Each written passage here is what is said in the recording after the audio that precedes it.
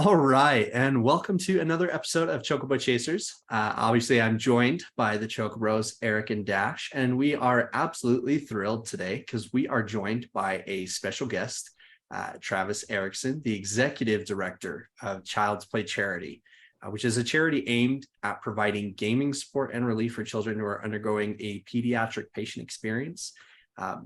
Travis, I definitely want to say I really love your guys' slogan, play games, feel better. Like that, I love the simplicity, but also just you get a lot of really good feeling from it. And we are a huge advocate for what your program brings to kids who are experiencing a lot of the time what is the most incredibly difficult time of their lives. So first of all, thank you so much for coming onto the show. And second, I definitely wanted to give you a second to, plug in Child's Play a little bit. Well, thank you so much for having me. It's an honor to chat with you guys and share what Child's Play is doing. I always like Child's Play founding stories, pretty fun and interesting. So I always like to intro with that if we've got a minute. Yeah, absolutely. Child's Play is in our 20th year now. So Child's Play was founded in 2003. Our founders are Mike and Jerry, Gabe and Tycho of Penny Arcade, which is it's a video game culture website that's been around for a long time. And back in 2003, it was one of those times where video games, people who played them, people who made them, if they appeared in the news, they appeared with a very negative connotation. Games were no good, and it's right when GTA 3 came out, right in that window of time frame, right?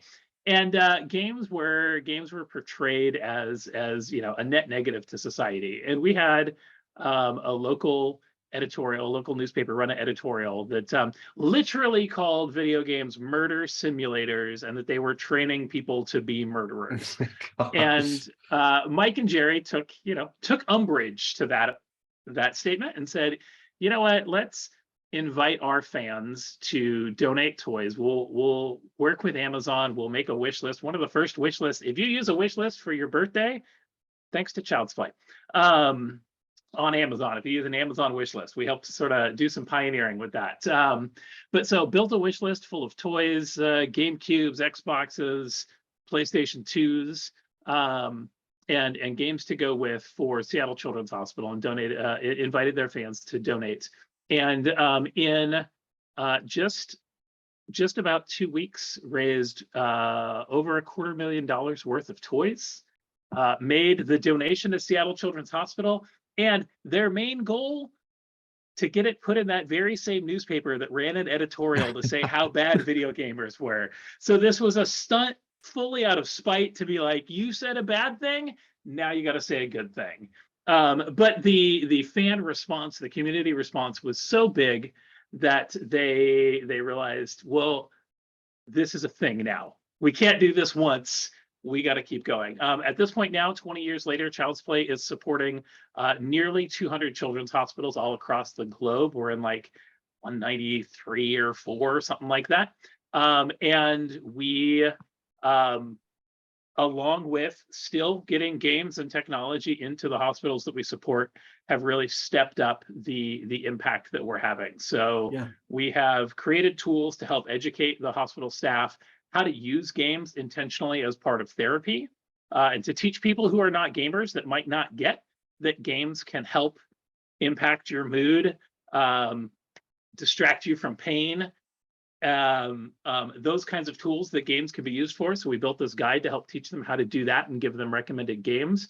And since 2017, we've actually been funding positions inside the hospital. We're at 48 positions, I believe, right now, of positions that we've funded that are pediatric gaming and technology specialists. And their role inside the hospital is to be the person pushing forward the use of games and technology inside the hospital. So the children's hospitals that we support are a little bit different than an adult hospital. Adult hospitals and children's hospitals both have doctors who diagnose you. They tell you what is wrong. They have nurses who treat you. But inside a children's hospital, there's the child life staff, and their job is to help do the best they can to normalize life for the kids that are there. They're trying to teach them at an age-appropriate level about what does a diagnosis mean, prep them for all their procedures so that they're ready for it, keep them on track with school, help them just be a kid while they are there being a kid. And their education doesn't include games, doesn't include technology, but really part of being a kid now in the world is games and technology and internet connectivity and all of those things. And so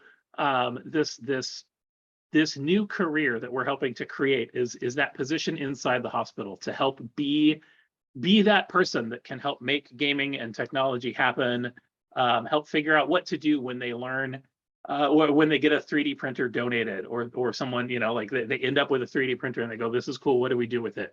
How can we integrate virtual reality as we hear about VR and things like that? So it's been a pretty exciting time to start seeing this career start to blossom and take off, and to be able to see that impact of games go just from what Child's Play is doing beyond just giving stuff, but really into that that teaching position, that leadership role of how can you put games to use beyond just, boy, you look kind of bored.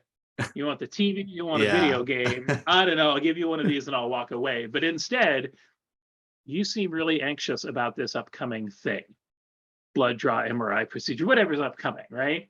Here is a game that I can intentionally give you to play that in its design mechanics will help reduce your anxiety some. And that might mean that we can reduce the need to medicate you with this upcoming thing. So that is awesome. It's a pretty exciting place to be. Yeah.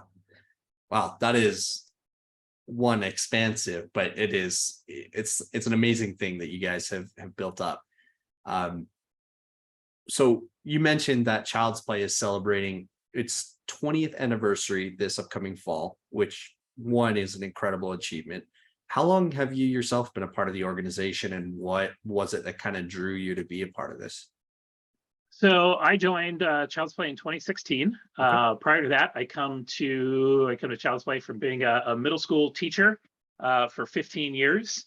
And I was friends with Mike and Jerry, the Penny Arcade crew. The lady who was previously in my role decided to step away, and they reached out and said, we think you should do this.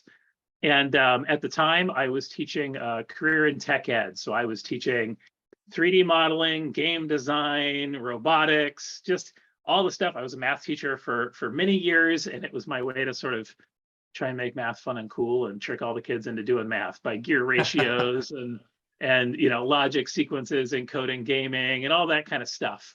And they talked to me about it, and I waffled a little bit, and I kind of went, you know what, if I do this, I could have some really cool stuff to bring back to my classroom, with just connections inside the game industry here. We're based out of Seattle. I was teaching in a school district near Seattle, and was thinking about it from that purpose. But really, that was that time frame that Child's Play switched from being just passively giving stuff out, sending boxes full of goodies of games and iPads and laptops and stuff, to really switching into this role of how can we teach the impact that games can have? How can we make games be more important than just this distraction on the side? And sort of scratched my teaching itch, and also it was just a really exciting time to be in here learning sort of how to do this thing, but also put together this brand new career and seeing it start and flourish inside the hospitals. It's awesome. Eric, why don't you go with your next question, man? Yeah, Travis, quick question for you. What are some of your favorite therapeutic games, for one, both yourself, and two, for the hospital settings? I don't know. I guess my first person shooter games are therapy to me. That's my relaxation. It doesn't necessarily fit when you look at like what are our anxiety hyperactivity games. But our game guide, we actually work with a company and get an updated list of games just every month, and they're looking at just all the titles that come out. They're looking into them, and I would say it's hard to pick. I would probably inside the hospital, the number one game we hear the most about is Minecraft. Kids love that. It's happening. Nintendo games land very high up there. Smash Brothers, Mario Party, you know, in that kind of line of games that they want to get out. But they're using games kind of all across the board. Our guide breaks games down into 6 categories for inside the hospital. So we look at games that can help reduce pain, games that can help reduce anxiety, games that can have a positive impact when you're feeling sad, games for when you have some kind of cognitive impairment, and then we break down games for short-term and long-term stay. And so that's really helping break down someone who doesn't understand gaming to know you don't put Final Fantasy in a waiting room on an Xbox. Because the kids never, you know, even to get out the intro before you get started, or you're going to pick the game up where someone else left off and not know what's going on. And you don't just provide, you know, Tetris and Pac-Man and like quick games to sit in the room if someone's there for a long time. So how do you make sure that you have games at the places that are appropriate? And so the one that sort of always makes sense to people is when we talk about games that help distract from pain, or games that just have that cognitive overload. There's lots of timers and lights and actions and stuff you got to do. Mario Kart's a great example of just a game that there's so much going on that your brain can kind of forget, oh, I'm in pain because I'm trying to dodge that shell. I'm trying to pick it up and hit you. I'm getting around this corner. I want to get my blue sparks, whatever, right? There's lots going on. And then like Minecraft in creative mode is a great game if you're feeling anxious about something, where you can just go in, you can do whatever you want in that world, build things, blow things up, hunt things down, just, you know, go crazy, just fly around and explore. There's kind of open-ended, anything you want to do. And that's the kind of game that makes a great game to impact someone who's anxious and help kind of reduce that anxiety. And so when we introduce the idea of this to hospital staff, we kind of use those 2 things because they're both games that they're familiar with. As you know, just even if you're not really a gamer, you kind of get Mario Kart and you kind of get Minecraft, and they see kids ask for them a lot. And if you aren't thinking about it, you can give a kid who's really anxious about this upcoming thing Mario Kart, because you think kids love Mario Kart, let's have them play it.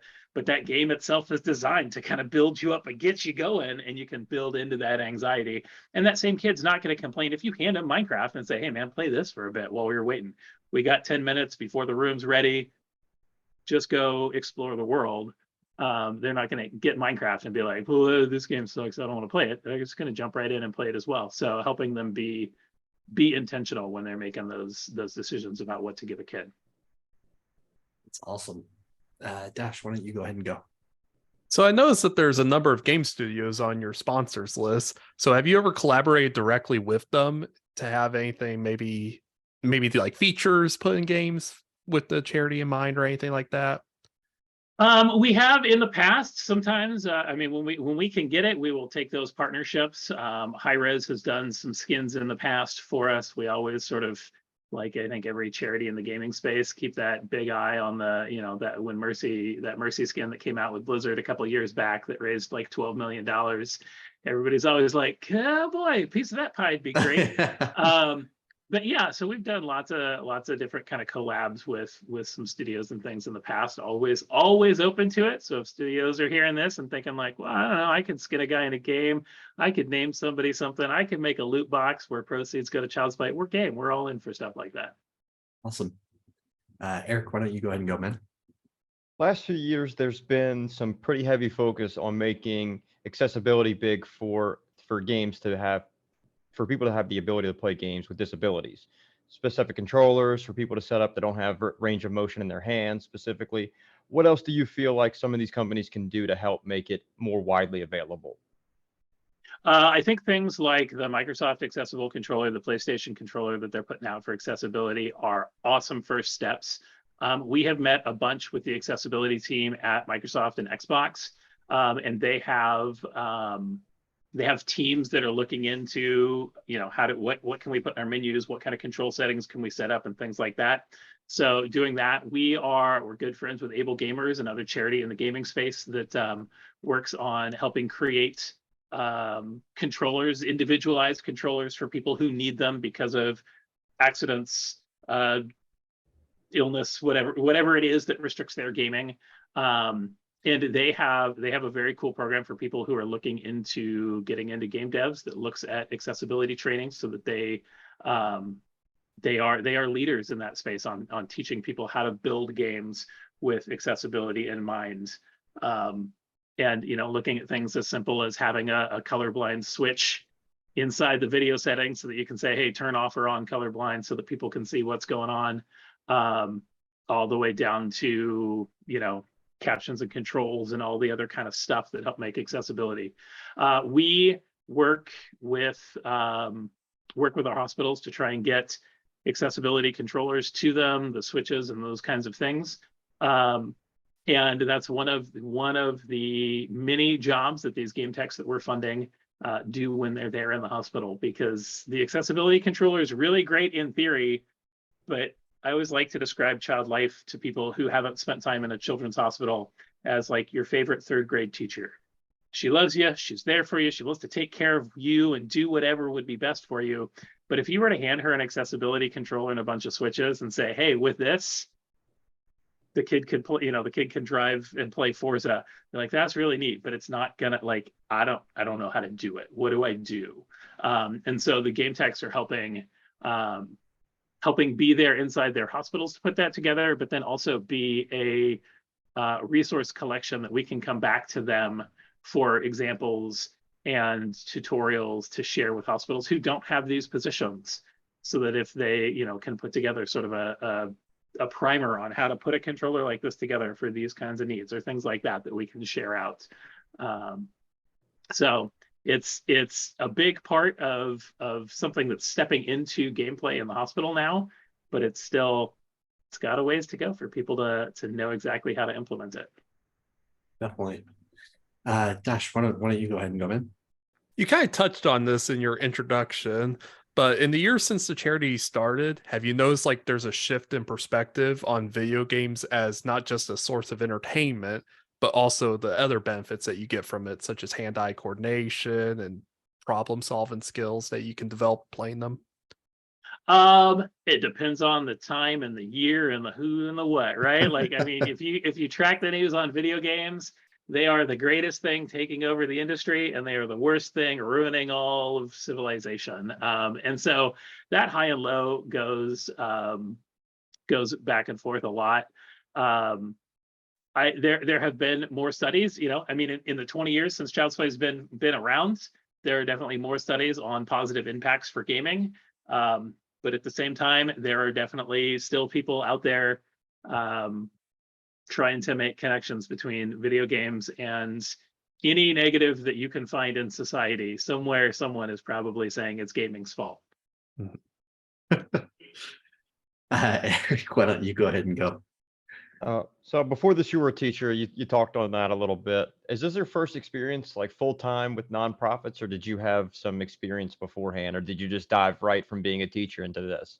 Oh, it was a dive right in. This was sort of a feet first, learn as you go. Luckily, Child's Play had been around at that time for 13 plus years, had a pretty established, this is what we are doing. And from that foundation of the huge community support with inside the game developer and gaming industry itself, is where we built this next layer of what Child's Play is doing with this, trying to reach out and really show the positive impacts of games inside the hospital. So it was a pretty lucky time to come on board, and the changes were they're pretty drastic since 2016, but they've been just small steps as we go, and it's just, okay, this is getting a little better, this is getting a little better, this is changing a little bit.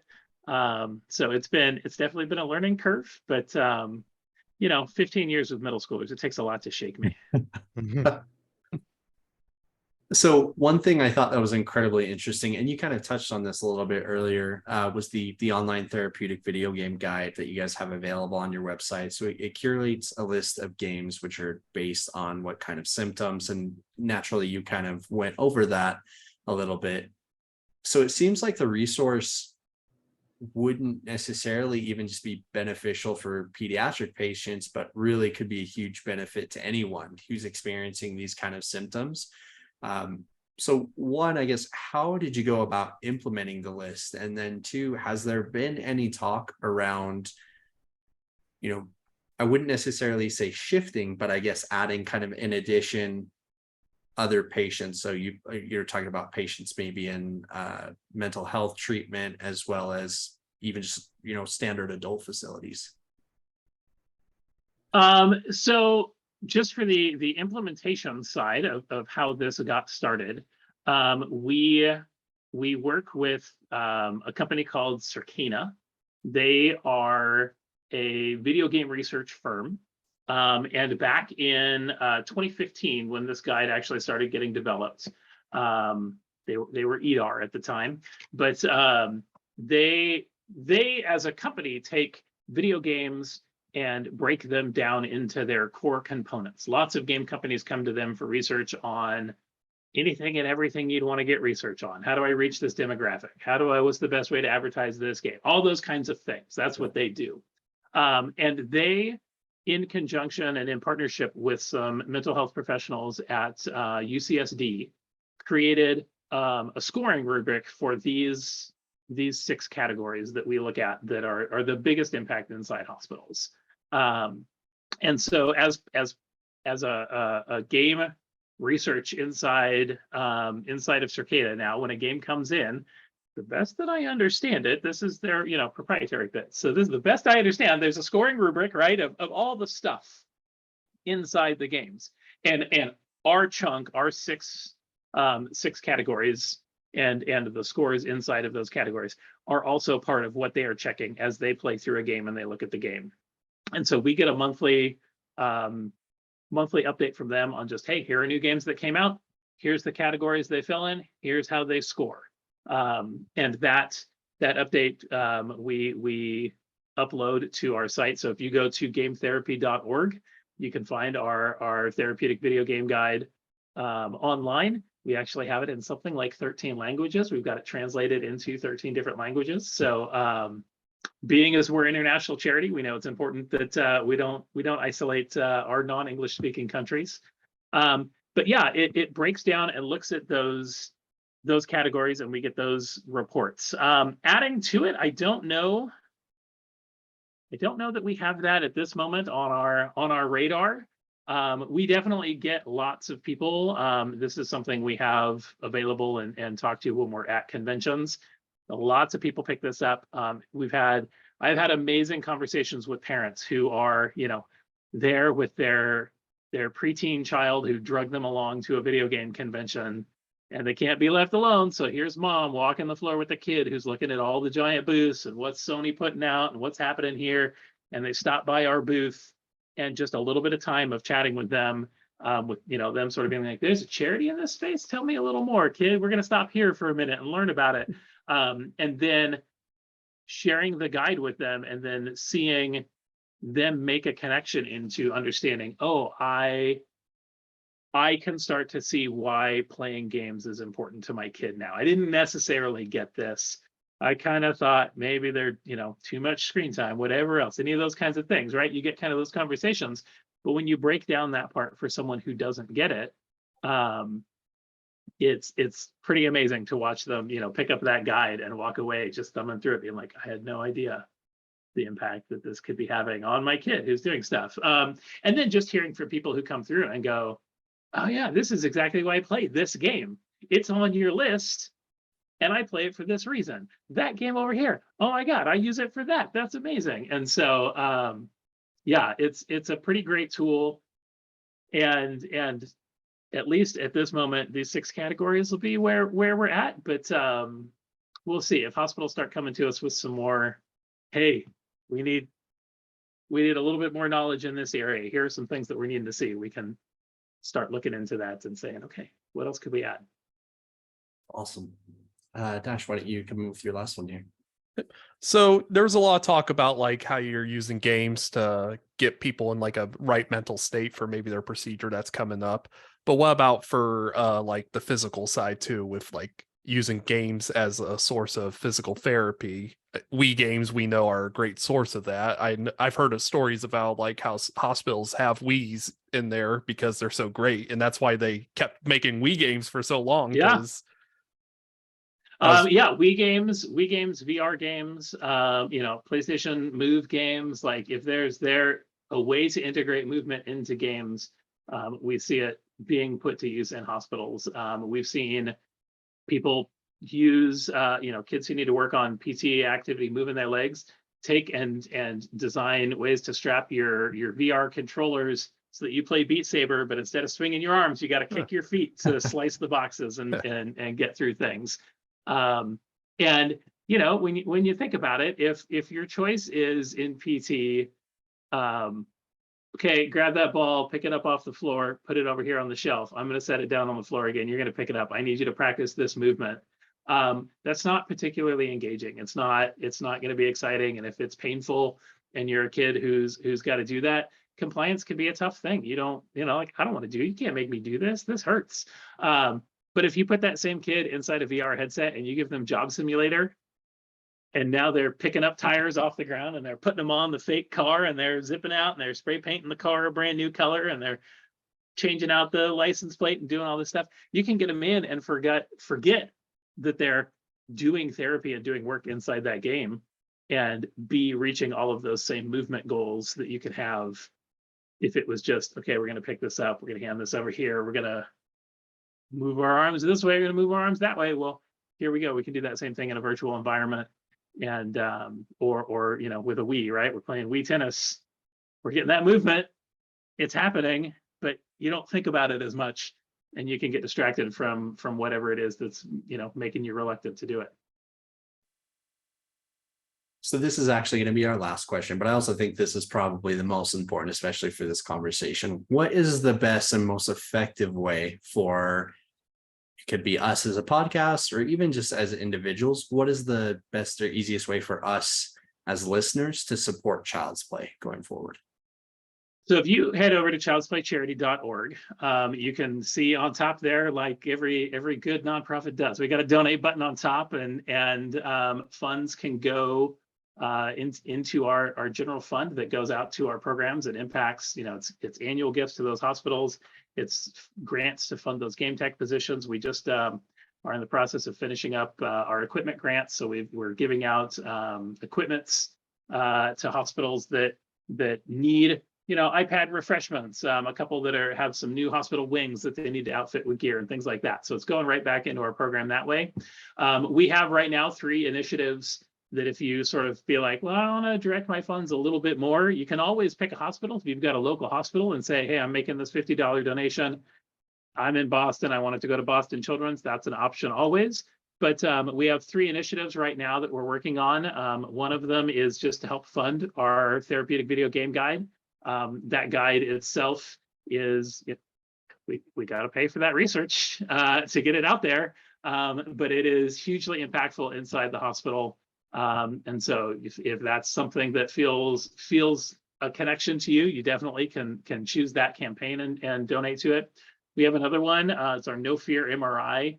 If you've ever been and had an MRI is this big tube that you get slid into on a bed, and then super loud banging noises come and you can't move. If you move, you mess up the picture and they got to start over again. And so very often when kids get an MRI, they need to be sedated because we can't risk you moving because we can't do this again. It's expensive to run it the first time. And if we got to run it a second time because you were startled or you moved, so they often sedate kids. But an effective thing that we've seen in helping kids get through MRIs without sedation is a couple tools inside that No Fear MRI kit. One of them is virtual reality training courses, where you can get a kid inside a headset, walk them through an MRI room, lay them down on a table, slide them into a machine, play the noise, and if they move, hey, well, let's reset, let's practice, let's try again, because we're in a virtual world. We can do this until you feel perfectly comfortable doing it.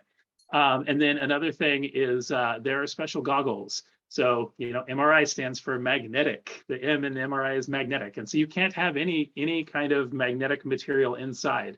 But there are special goggles that work through fiber optics and connect up into a room outside that lets you project movies into the headset, so that a kid can lay there and be watching a movie or a show that helps them stay calm and get distracted enough to not move while they're there. And so that No Fear MRI kit lets you donate to that and help outfit hospitals with those things. And then our last one is just straight into the game tech positions that we have. So it's a hospital starter kit, helps fund the game tech position, a bunch of equipment that helps them be successful, some game carts, 3D printers, gaming laptop. As you can imagine, the laptop they're going to give a new employee in a hospital is not going to be a gaming quality laptop. But so a nice gaming quality laptop, so we can help them, get VR games running, get cool Steam games running, do some stuff that you might not be able to do on your, maybe Chromebook if you're lucky they're giving you inside a hospital, something like that. So we have those 3 initiatives as well that people can look over and select if they want to be a little bit more like, I think all the stuff you're doing really cool, but boy, you talked about that game guide, that really spoke to me. I want to put some money behind that program. That is awesome. Gosh, I'm sorry. Were you saying something? Oh no, I was gonna say that. Yeah, it's a really great program that you guys have there. I actually was just on the website making a donation just now. So awesome. Anybody listening, well, thank you very much. Implore you all to go ahead and make a donation too. Well, Travis, we definitely want to thank you for your time. It has been an absolute pleasure getting to learn more about Child's Play. And again, we're definitely gonna kind of preach for anybody listening. If you have just a little bit of extra funds available, why not go ahead and help out those who are trying to help out? It's really as simple as that. Travis, again, we seriously thank you, and we're so appreciative of you taking the time to be able to come and speak with us. It's been really informative, just learning about how much benefit can go into this program and really how much more there is to do. And I think that we're all really excited for where games are going in the future, and this is definitely a big part of that as well. So with that, I think we'll go ahead and we'll close this out, and we hope everybody has enjoyed listening to this interview. Thank you guys so much. Thank you so much for having us on and sharing Child's Play with your listeners. Have a good one. All right.